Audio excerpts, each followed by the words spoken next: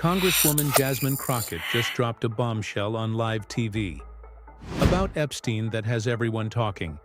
Look, I wasn't even going to make this video, but after hearing what she said, I couldn't stay quiet. Subscribe because this story is absolutely insane, and you need to hear what's really been happening behind closed doors. What I'm about to tell you will completely change how you see the Jeffrey Epstein case. And before you think this is just another conspiracy theory, let me be clear. I've spent years in courtrooms. I've reviewed thousands of legal documents, and I've never been one to chase wild theories. But the evidence I've seen as a member of Congress has convinced me that we're dealing with the most sophisticated cover-up in modern American history. And it goes all the way to the top. The man who was supposed to be locked away in a Florida prison was somehow still abusing women while on work release. The prosecutors who were supposed to protect victims instead conspired to silence them. And the people in power today are desperately trying to make sure you never learn the full truth about what really happened. Jasmine Crockett said, "Listen, when I tell you the White House has become the epicenter of hostile actions against the American people, I'm not just throwing around political talking points. We're living through something unprecedented here. Whether we're talking about the Epstein files that mysteriously remain locked away in some government vault, or the administration's unlawful interference in minority-controlled cities across this nation, and trust me, that list keeps growing. Longer every single day. We know exactly where this hostility is originating from," Crockett explained. "But here's what I want you to understand about the political landscape we're navigating right now. I have tremendous respect for Thomas Massie, and that might surprise some people because we don't see eye to eye on a lot of issues. But you know what I respect about him? The man shows you exactly who he is, every single time. He's what I'd call a traditional conservative in the truest sense of the word. He believes in transparency when it's convenient and when it's not. He doesn't just fall in line with whatever Trump tells him to believe like so many others have done. The man actually stands for fiscal conservatism, limited government, and constitutional principles. He knows who he is, and here's the kicker. He never backs down from those principles, even when the pressure is immense." Jasmine Crockett continued, "Now, this brings me to something that should absolutely infuriate every American citizen. This administration has been playing games with us, putting on this elaborate theater act, pretending like the Department of Justice is actually complying with congressional oversight. Let me break down what really happened here because the details matter, and they reveal just how deep this deception goes." The Congresswoman revealed, "We fought tooth and nail to secure a subpoena through the Oversight Committee to get those records from the Department of Justice. You'd think that would be the end of it, right?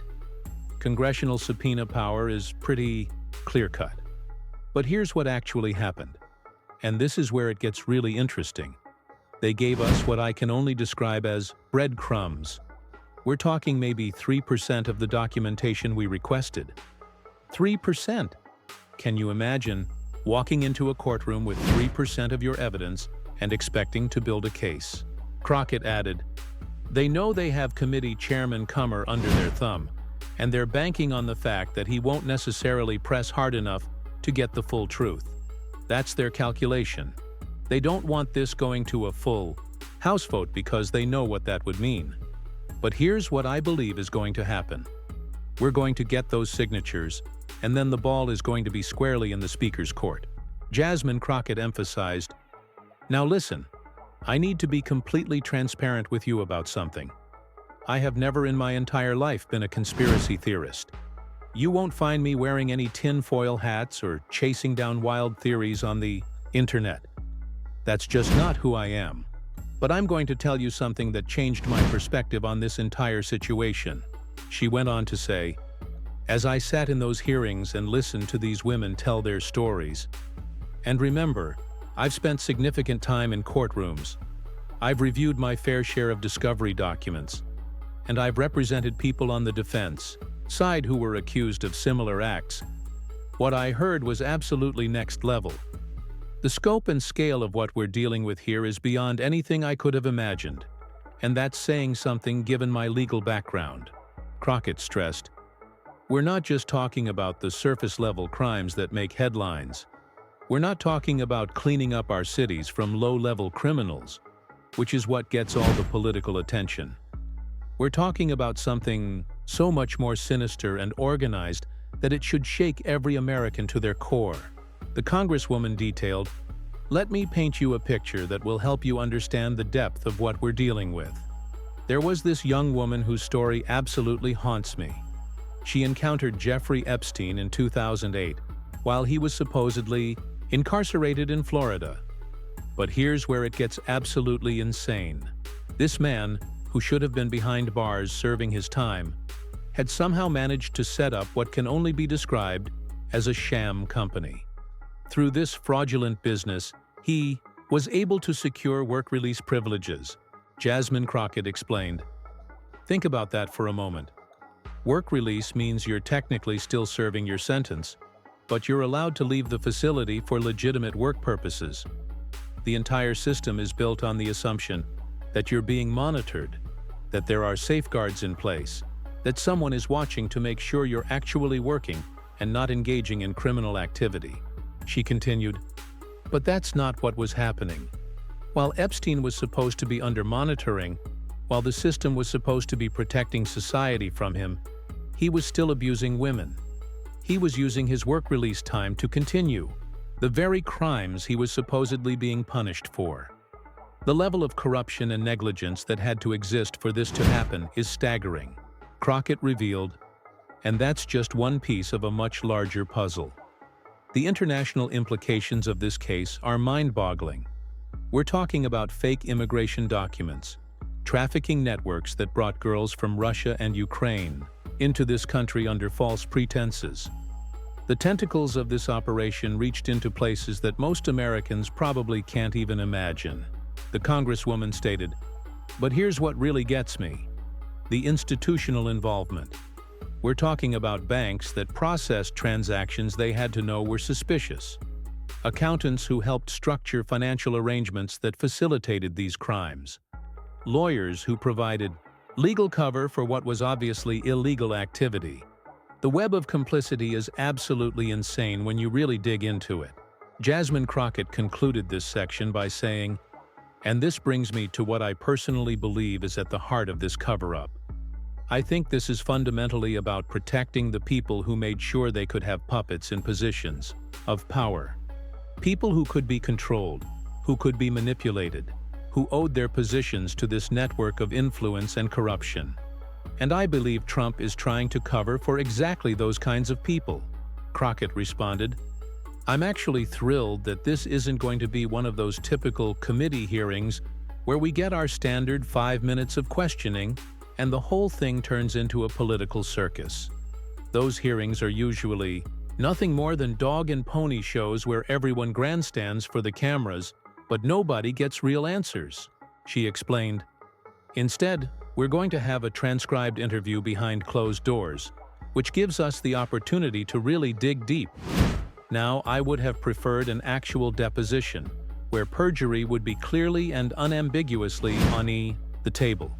If someone lies under oath in a deposition, there are immediate legal consequences. But even with a transcribed interview, we can build a record that will be valuable as we continue investigating other witnesses in this case." Jasmine Crockett outlined her approach. "Here's how I'm going to approach this, and I want you to understand the methodology because it matters. I'm going to be systematic and methodical about this. I'm going to be a real lawyer in that room.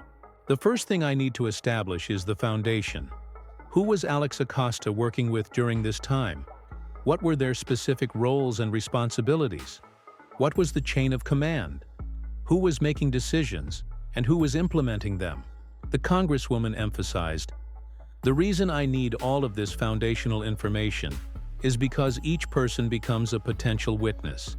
Each relationship becomes a thread we can follow. Each decision point becomes something we can investigate. Further, when you're building a case, and that's exactly what we're doing here, you need all the pieces of the puzzle.